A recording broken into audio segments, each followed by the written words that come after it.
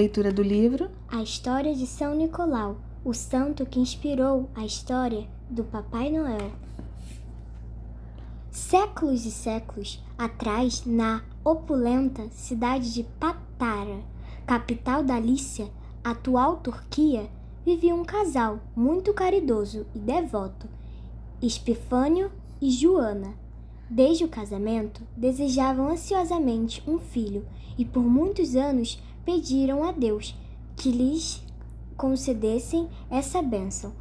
Foi por volta do ano 270, após a vinda de Cristo, que com grande alegria e profunda gratidão, Joana finalmente deu à luz a seu primeiro único filho, que recebeu o nome de Nicolau. Observando os pais desde criança, Nicolau aprendeu em seu próprio lar a amar a Deus sobre todas as coisas e na vida da aldeia foi ensinado a amar o próximo como a si mesmo. Porém, Deus chamou os pais de Nicolau muito cedo para junto de si. Desde então, ele foi criado por seu tio, também chamado Nicolau, que era monge e abade em um mosteiro. Fique comigo e sirva a igreja como coroinha. Hei de lhe ensinar as sagradas escrituras. Assim, Nicolau cresceu junto do tio e dos outros monges do mosteiro, onde continuava a estudar, a crescer na fé e a amar e servir a Deus. Seguindo o ensinamento de Jesus, vende de tudo o que tens e dá aos pobres. Usou toda a grande fortuna que herdara dos pais para ajudar os desamparados, os doentes e todos os que sofriam, sempre buscando a glória de Deus e não a sua. E por isso fazia questão de não ser recompensado pelas próprias obras de caridade. Certa vez, um vizinho de Nicolau, que havia sido pobre, passou a viver na pobreza e enfrentar grandes dificuldades. Suas 3 filhas estavam em idade de se casar, mas como naquele tempo o pai devia oferecer uma quantia de dinheiro ao noivo da filha, dificilmente as suas se casariam, pois ele não tinha como pagar esse dote. Assim, elas seriam vendidas, como escravas ou coisa pior. Horrorizado com a desgraça daquela família, Nicolau foi em segredo até a casa do pobre homem e jogou pela janela um saco cheio de moedas de ouro que caiu dentro de uma meia posta a secar perto da lareira. Que alegria na manhã seguinte, quando o ouro foi descoberto! Obrigado, Senhor, por este presente do céu! Exclamou o pai. Poderei casar minha filha mais velha? E assim ele o fez. Não muito tempo depois, outro saco de ouro apareceu misteriosamente na mesma meia, e a segunda filha se casou. Oh Deus, quanta bondade! Exaltou o pai. Desconfio que o senhor possua algum benfeitor secreto. Eu gostaria muito de conhecê-lo. E a partir daí, então, começou a vigiar durante a noite. Daí a poucos dias, Nicolau jogou um terceiro saco com o dobro das quantias anteriores. Porém, o barulho acordou o vizinho, que logo saiu atrás de Nicolau. Não fuja, homem de Deus, não fuja! Gritou o pai. O senhor salvou minhas filhas de um grande desastre. Correu o mais depressa possível e, ao alcançá-lo, reconheceu Nicolau. Jogou-se aos seus pés, querendo beijá-los. Pare com isso, homem, disse Nicolau, interrompendo-o. Dê graças a Deus para mim. Peço apenas que não conte a ninguém o que se passou. Tempos depois, morreu o bispo de Mira, e os clérigos da região reuniram-se para escolher seu sucessor. Um bispo ancião, de grande autoridade, responsável por indicar o nome do próximo escolhido, pediu que todos ali presentes se consagrassem ao jejum e à oração para fazerem a escolha certa. Na mesma noite, ele ouviu uma voz que lhe disse: o primeiro homem chamado Nicolau que entrar nesta igreja há de ser o novo bispo. O bispo ancião contou o que ouvira a seus colegas e pediu que orassem por isso enquanto ele vigiava a porta. Logo pela manhã, como que conduzido pela mão de Deus, Nicolau apareceu na igreja para as orações matinais. Qual é o seu nome? Perguntou o bispo. Nicolau, escravo de sua santidade, respondeu ele, simples como uma pomba. Por fim, o bispo sentenciou. Nicolau, servo e amigo de Deus, por sua santidade, você será o novo bispo deste lugar. Embora resistisse, foi preciso ceder à vontade de Deus. Nicolau foi levado para dentro da igreja e conduzido à cátedra episcopal, onde foi consagrado bispo de Mira, mesmo que contrariando o costume, ainda nem fosse padre, o que só aconteceria alguns anos mais tarde, quando seria ordenado por seu próprio tio. Houve um ano em que as colheitas minguaram e toda a região sob os cuidados de Nicolau foi vítima de uma grande fome. Ninguém conseguia alimento algum. Os habitantes de Mira estavam famintos, preocupados com seu povo. Nicolau soube que havia navios carregados de trigo atracados no porto da cidade. Imediatamente foi falar com os marinheiros. Preciso que me vendam um pouco do grão de cada navio, pois o povo está morrendo de fome, disse o bom bispo. Não podemos, respondeu o capitão. O trigo já foi medido e contado em Alexandria. Temos a ordem de entregar toda a carga ao imperador. Olhando no fundo de seus olhos, o santo pediu. Façam o que digo, e prometo que, pela graça de Deus, quando chegarem aos armazéns do imperador, não faltará um grão sequer da carga. Um pouco relutante, o capitão concordou, e após descarregarem milhares de grãos, os navios seguiram seu rumo. Ao chegar a seu destino, o capitão ficou estupefato com o milagre. Entregaram ao imperador exatamente a mesma quantidade de grãos que tinham recebido em Alexandria. De volta a Mira, Nicolau distribuiu grãos entre os cidadãos, garantindo que todos tivessem o que comer. Havia o suficiente até mesmo para se plantar e colher uma boa safra. Os grãos duraram 2 anos, até que a fome chegou ao fim. Anos mais tarde, 3 generais foram enviados com suas tropas para a Frígia, em missão de paz. Porém, um vento desfavorável fez com que seus barcos atracassem em um porto próximo a Mira. Ao saber que os generais estavam ali perto em missão de paz, Nicolau recebeu-os em sua casa para uma refeição e deu-lhes sua bênção. No entanto, 3 dos soldados foram até Mira comprar alimentos. Alguns bandidos, ao saberem que as tropas estavam na cidade, disfarçaram-se de soldados para roubar. Ao tomar conhecimento do roubo, o corrupto juiz local ordenou que os 3 soldados verdadeiros fossem decapitados sem julgamento.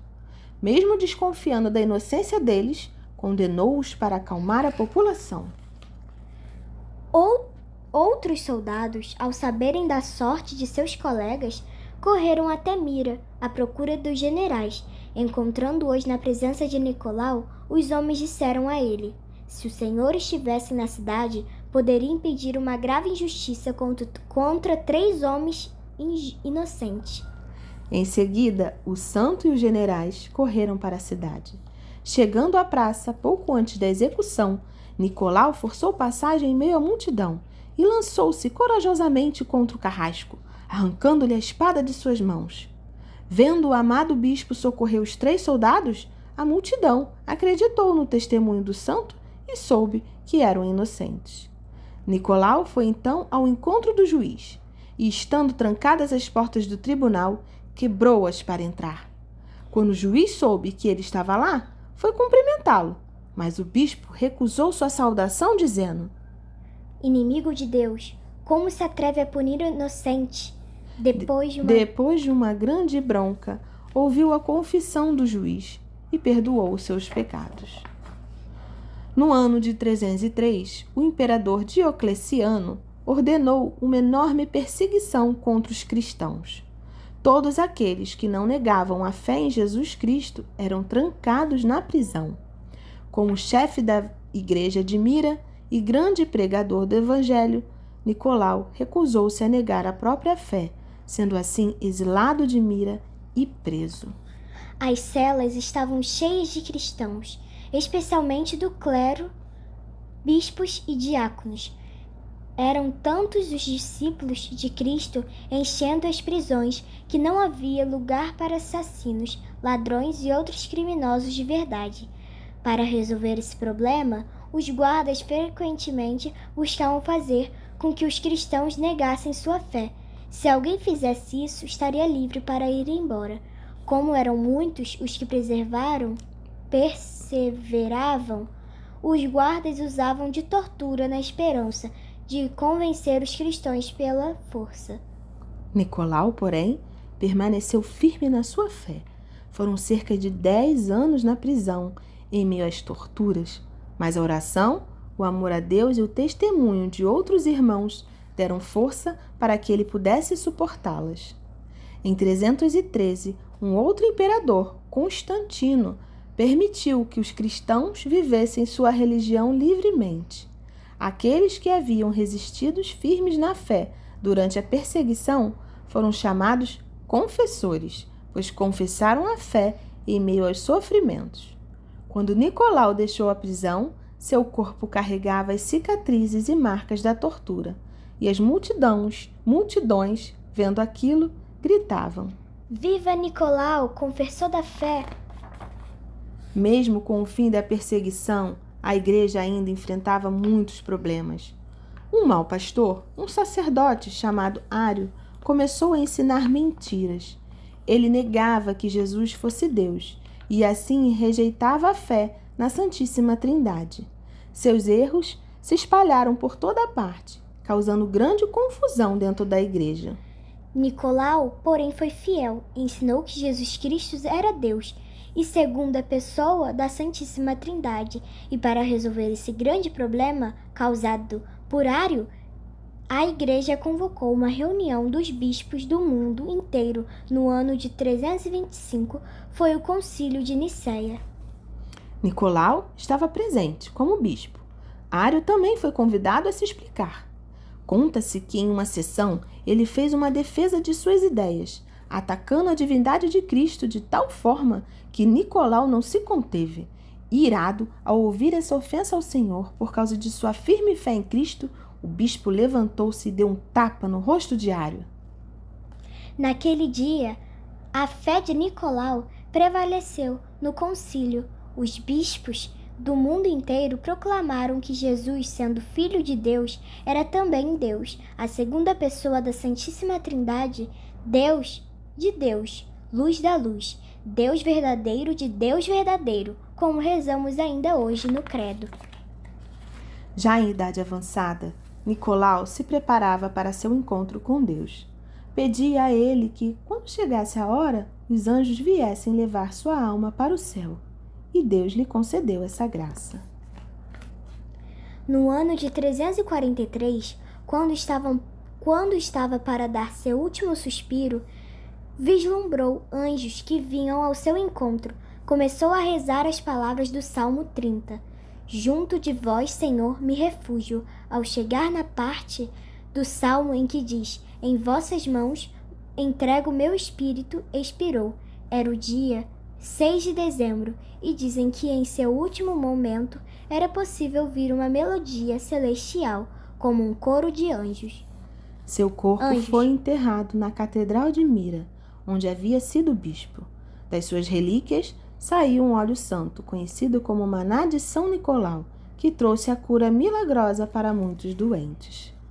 Muitos séculos depois, tendo sido destruída a cidade de Mira pelos turcos, que eram contra a fé cristã, um grupo de marinheiros italianos embarcou em uma grande aventura para resgatar o corpo de Nicolau e levá-lo para a Itália.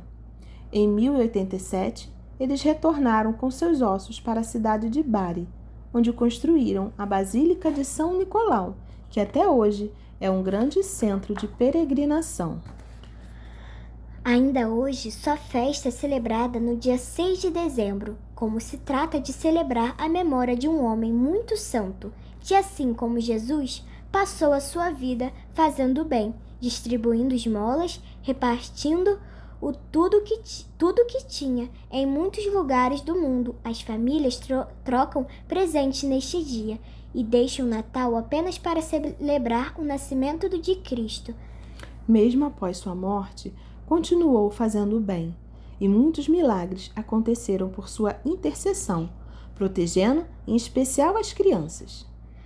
Inspiradas na vida do santo do século XII, algumas freiras da França começaram a deixar doces e presentes para as crianças na porta dos lares de famílias pobres durante a véspera do dia 6 de dezembro. Não vimos que São Nicolau foi, em segredo, deixar ouro para aquele pobre homem e suas filhas, que ele não queria ser visto? Por isso, crianças, que tal no dia 6 de dezembro deixar uma lembrancinha para algum amigo ou familiar, ou abrir mão de algumas roupas ou brinquedos e doá-los para crianças carentes? Saibam que São Nicolau intercede lá do céu por vocês e talvez em segredo queira lhes retribuir pela sua generosidade. Viva São Nicolau! Viva Jesus Cristo! Fim.